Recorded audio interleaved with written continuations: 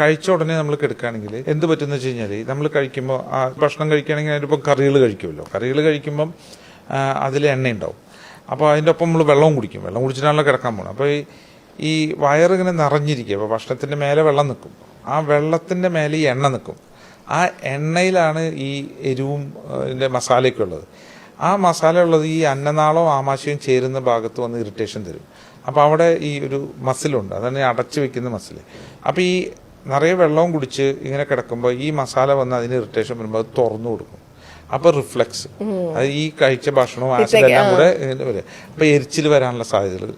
ഇനി നമ്മൾ കഴിച്ച ഉടനെ കിടക്കുകയാണെങ്കിൽ നമ്മുടെ ബോഡിയുടെ ആക്ടിവിറ്റി മൊത്തത്തിൽ അങ്ങ് നിൽക്കണം, ഉറക്കാണല്ലോ. അപ്പോൾ വളരെ ബ്രെയിനും വളരെ കുറച്ച് കാര്യങ്ങളല്ലേ ആക്ട് ചെയ്യുന്നത്. ഈ GI സിസ്റ്റം, ഡൈജഷൻ, ലങ്സ്, ഇതൊക്കെയാണല്ലോ ആക്ട് ചെയ്യുന്നത്. അപ്പോൾ ഈ കഴിച്ച ഭക്ഷണം മുഴുവൻ ശരീരത്തിലേക്ക് വലിച്ചെടുത്ത് അവിടെ ഇവിടെ ഫാറ്റായിട്ട് ഡെപ്പോസിറ്റ് ചെയ്യുന്ന ഒബീസിറ്റി, അതിനൊരു സാധ്യതയുണ്ട്.